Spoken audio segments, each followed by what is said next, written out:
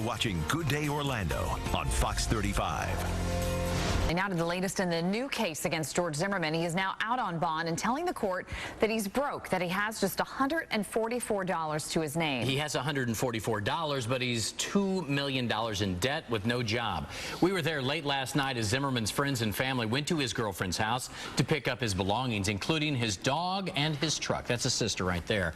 Zimmerman could not go to the house himself because the judge has banned him from having any contact with the girlfriend as a part of his bond.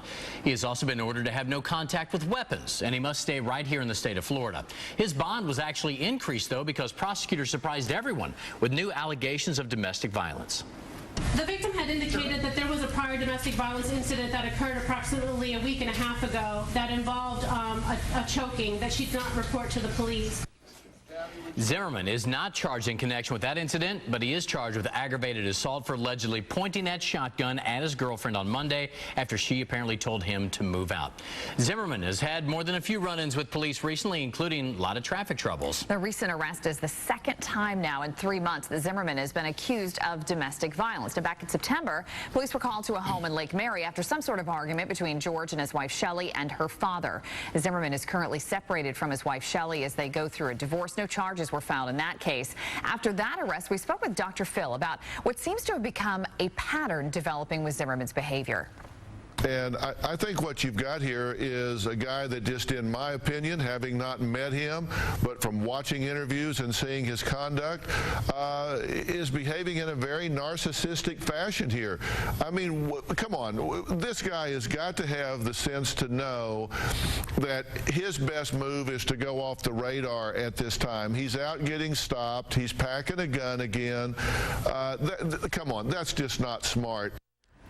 And joining us now to talk more about it, Dr. Susan Spicer, who specializes in forensic neuropsychology with psychological affiliates in Winter Park. Good morning, Dr. Spicer. Good to see you. Good morning, Amy. Good morning, John. So we hear Dr. Phil refer to George Zimmerman as a narcissist. Is that a word that comes to mind when we're looking at this pattern here?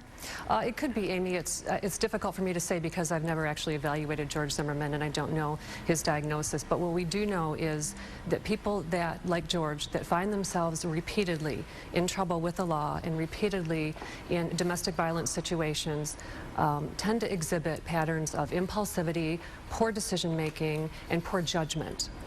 You know, a lot of people are thinking, you know, gosh, if all of this had happened to me, the last thing I would be doing is causing a ruckus and you know, sort of putting myself out there again. Is it sort of a lack of impulse control? What's going on? Exactly, Amy. That is exactly what we see a lot in forensic neuropsychology. I see patients come in again and again that are in trouble with the law, and often it just is impulse control, and they need to take control of their impulses and realize that the way that they are interacting with the environment, the choices that they are making, and it's the repeated pattern of behavior that is the key. We heard the call from Zimmerman's girlfriend, and then not long after that, George Zimmerman called 911 himself and was sort of trying to explain away what was happening. He was very calm. He had a very calm demeanor about him. Mm-hmm. What did you take away from that? Yes, he certainly did, and it's difficult. We don't know exactly what was going on inside George's mind at that moment. Only George knows what George was thinking. But what we do know is that people that are scared or people that are frightened or feel defensive tend to do things that don't make sense, tend to do things that may be stupid. And it is really hard to say at that moment, was George covering his tracks? Was George threatened? Was George frightened? Was he really innocent and just wanted to make a call to say to doctors or to say to police, hey, it's not me? We don't know. But what we do know is that people like George that have had repeated instances of interaction with the law and repeated court involvement, you put them in a domestic violence situation and immediately that level of arousal and feeling threatened will go up. All right, well, it certainly is interesting. Dr. Susan Spicer, thanks so much for coming in and lending your support and your advice on this story this morning. We appreciate your time. Thank you. Okay.